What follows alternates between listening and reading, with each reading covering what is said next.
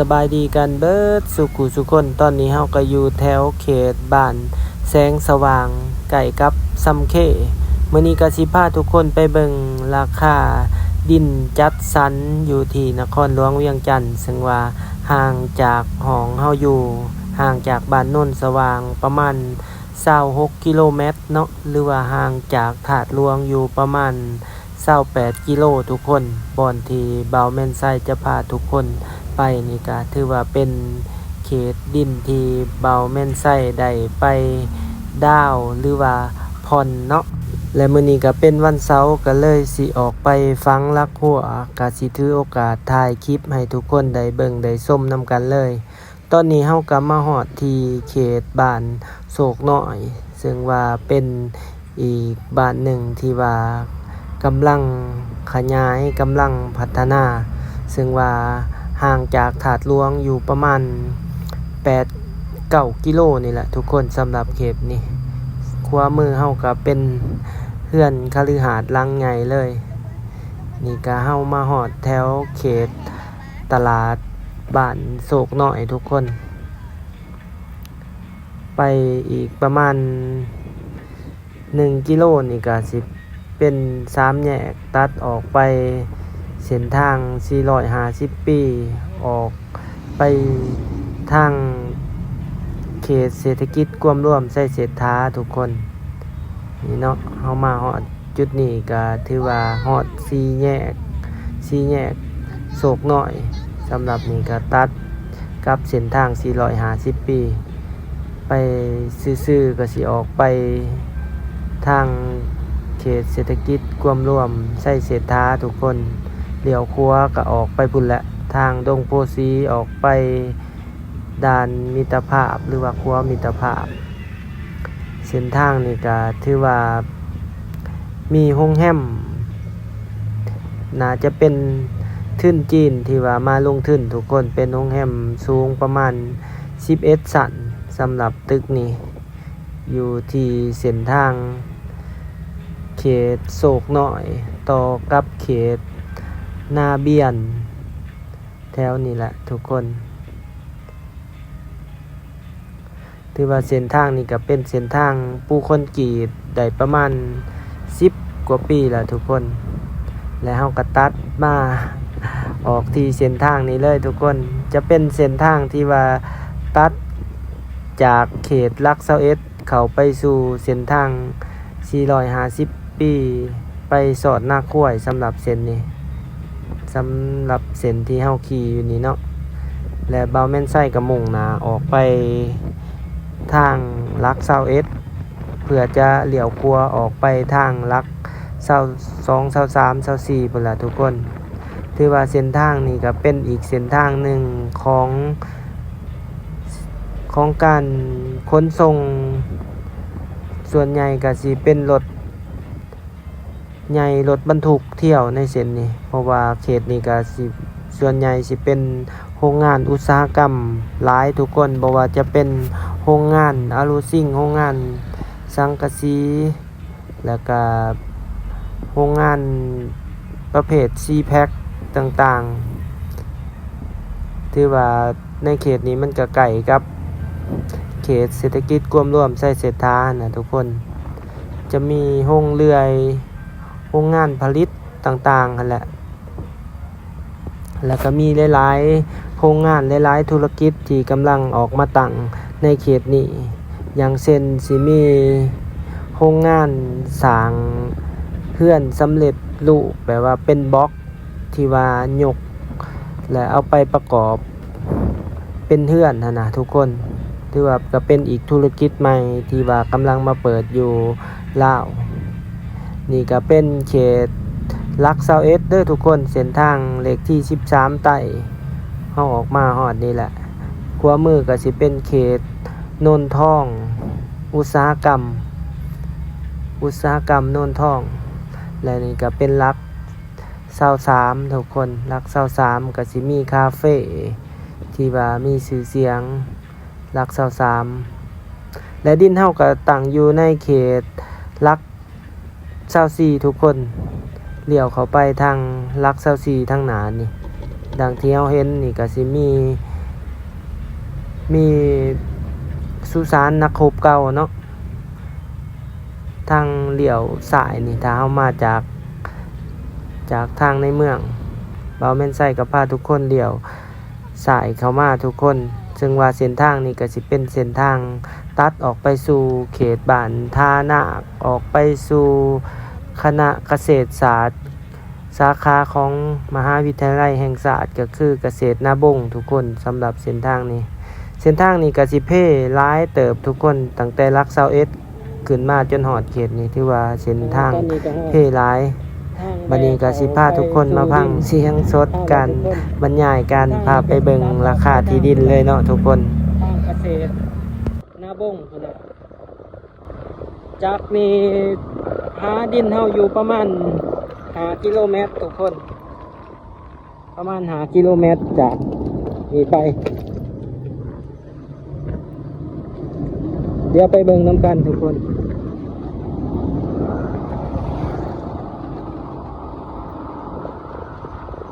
เอากับเมื่อยศอกหลายเติบเนาะศอกมาได้อยู่นี่ทุกคนช่วงศอกหาดินก็ถือว่าศอกหายากเติบก็เลยเอาอยู่ทางนี้ซะ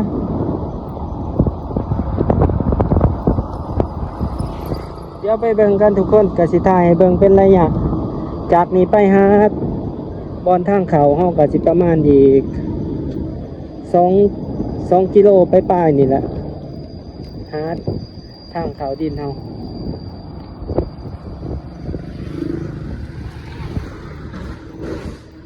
เส้นทางก็เริ่มเพ่ร้ายทางไปนี่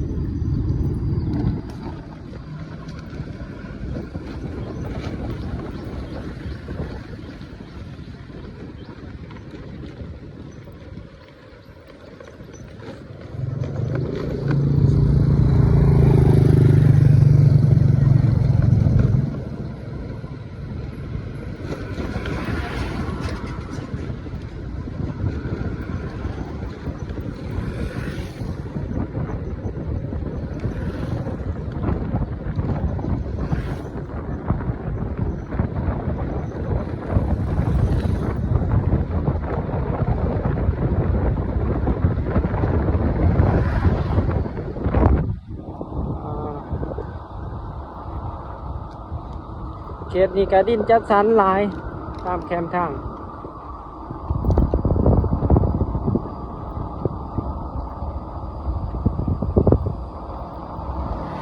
คือเอาเห็นนี่ก็ป้ายดินจัดสรร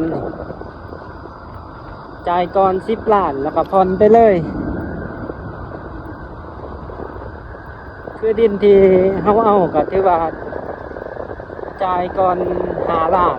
ก็ผ่อนไปเลยก็ได้แต่ว่าถ้าว่าจ่ายก่อน 30% ก็สิมีการลดราคาให้ประมาณ 2% ทุกคน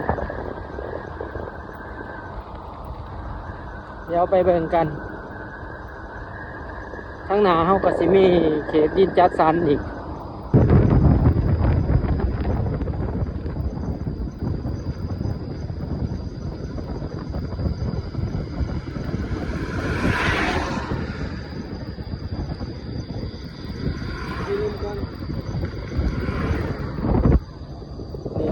นี่ก็มีแต่ดินจัดสรรนี่ขวามือนี่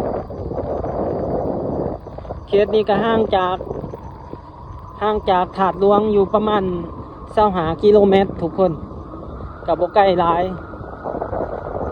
จากดินของเฮาก็สิห่างจากถาดหลวงอยู่ประมาณ26 กิโลนี่แหละทุกคนประมาณ27นะประมาณ27 กิโลนี่แหละก็ถือว่าบ่ไกลหลายพอดีเที่ยวอยู่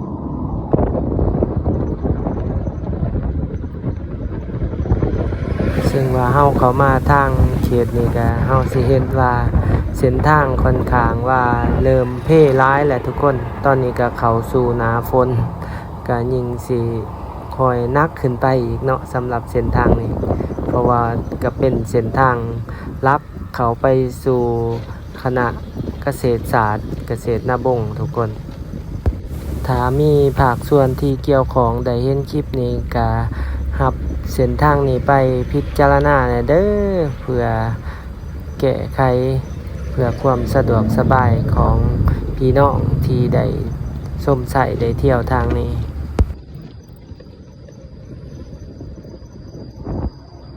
จากบ่อนนี้ไปฮะทางเขาดินเท่ากับอีกประมาณ600 เมตรนี่แหละทุกคนประมาณ600 เมตรบ่ถึงหลักจากนี้ไปก็สิเป็นเส้นทางซ้ายลักทุกคนต่อไปก็น่าจะบ่ดนเขาเจ้าก็น่าจะเฮ็ดใหม่เส้นทางนี้เพราะว่ามันเป็นเส้นทางการเที่ยวไปหลายๆบ้าน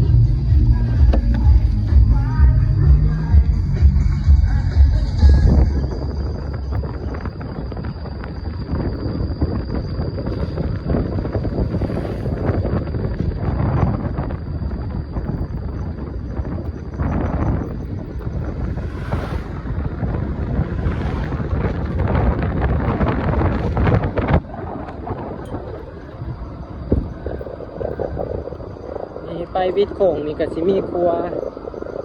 ขามแถวนี้ก็มีดินจัดสรรหลายโครงการในเขตนี่คือครัวหมู่นี่ก็สิมีเป็นดินจัดสรรคือกัน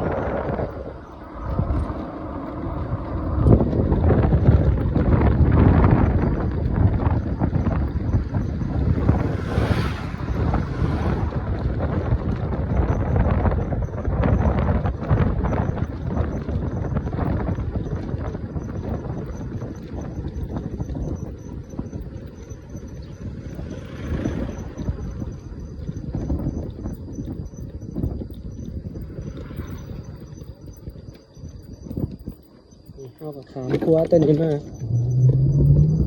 อีกประมาณ100 เมตรก็สิเป็นทางเขาสู่ดินเฮาทางเขาไปอีกประมาณ1 กิโลทุกคน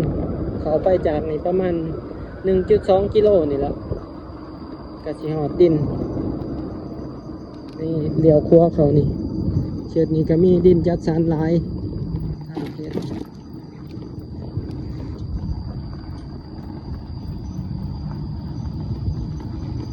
เดี๋ยวเขาไปเบิ่งกันเมื่อคืนนี่ก็ฝนตกน่าจะขุดง่ายอยู่มื้อนี้เฮาก็สิมาขุดลักขัวใส่ลักขัวมาก็เป็นหน้า2 คน2พอลูก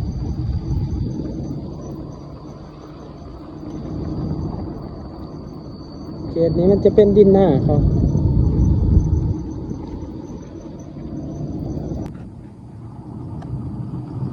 แยกไปนี่บอน3 แยกนี่ก็เข้าไปกับเป็นดินจัดสรรอีกทุกคนมีประมาณ30-40 ตอนเนาะทางเข้าไปทางนี้เข้าไปก็มีอยู่2 โครงการดินจัดสรร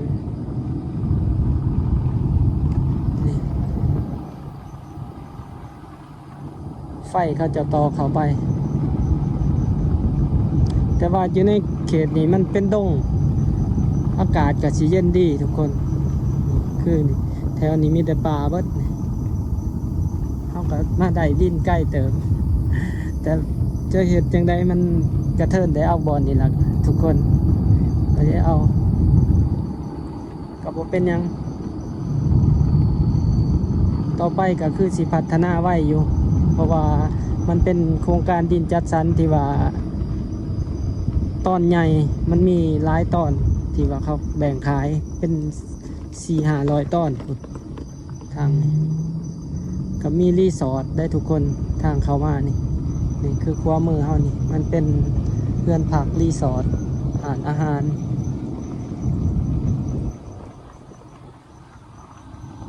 ตัวนี้ก็เป็นบ้านสวนเขาส่วนใหญ่เขาสิมาซื้อดินอยู่นี่เป็นบ้านสวน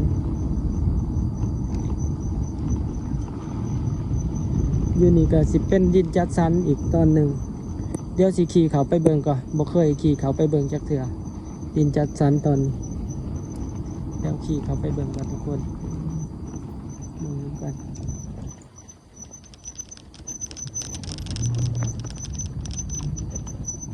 ซึ่งว่าดินจัดสรรบอนนี่ก็ห่างจากเฮาอยู่ประมาณ200 เมตรเท่านั้น200-300 เมตรเท่านั้นเดี๋ยวเขาไปเบิ่งว่าอยู่นี่มัน มีหลายตอนบ่ครับมีคนเขาไปเฮ็ดเทือนแล้วบ่แล้วเขาก็ดึงไฟเข้ามาเนาะบอลนี่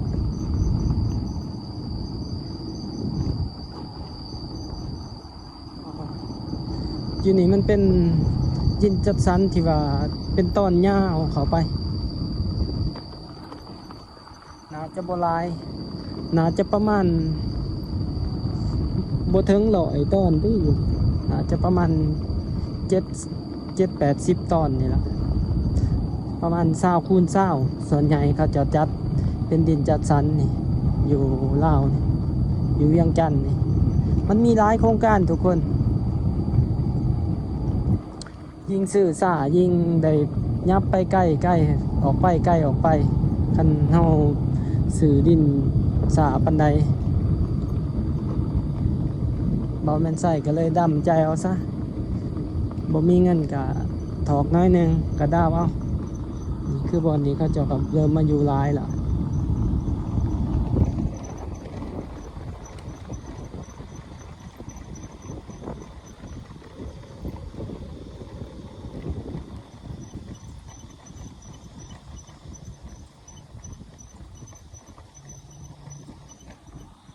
โอ้อยู่นี่ก็มีเฮือน6-7หลังละ7หลังเลยนะ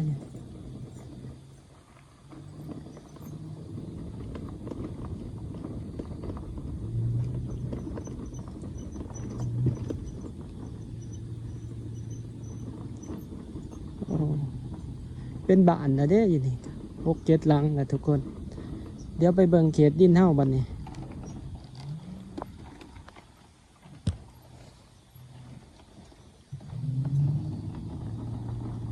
ออกไปเบิ่งบอนดินเฮา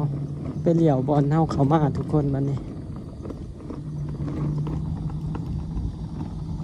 เดี๋ยวออกไปดินเฮาทุกคนเหลี่ยวซ้ายออกบอนนี้บอนเส้นทางที่เฮาเหลี่ยวเข้ามาเมื่อกี้ประมาณออกไปประมาณ200 เมตรนี่แหละ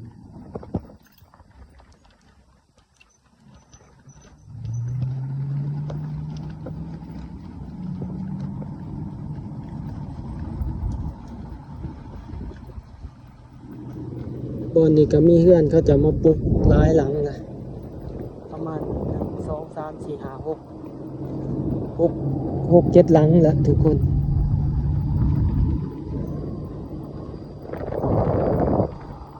นี่ทางไปดินเฮา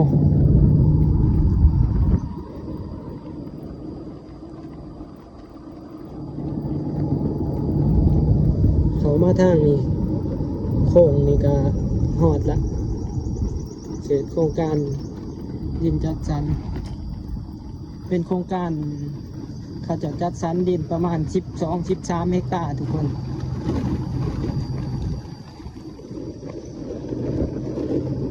ดินประมาณ70 ไร่เนาะถ้าไร่เป็นไร่ดินประมาณ70 ไร่ที่เขาจะแบ่งขาย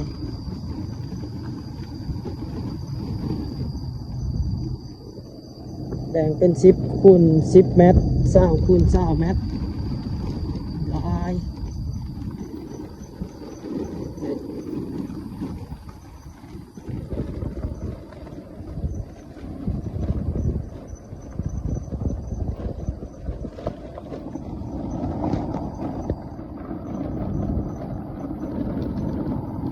ตอนนี้เขาเจาะกับ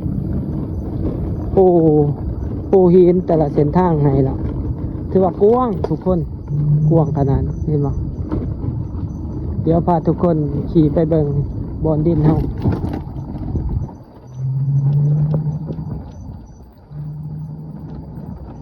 หอดแล้วได้สินุ้ย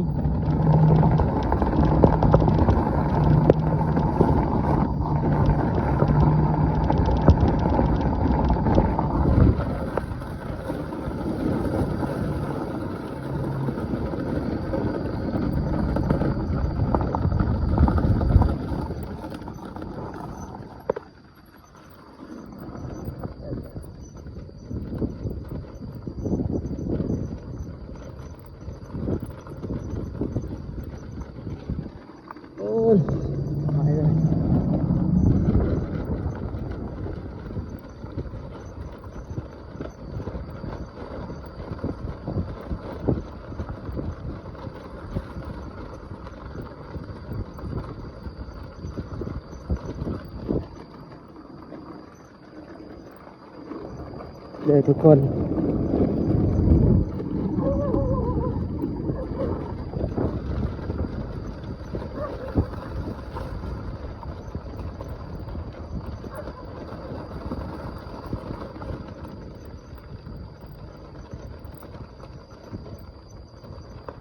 นี่เขาก็หอดตอนดินเท่าไหร่ทุกคน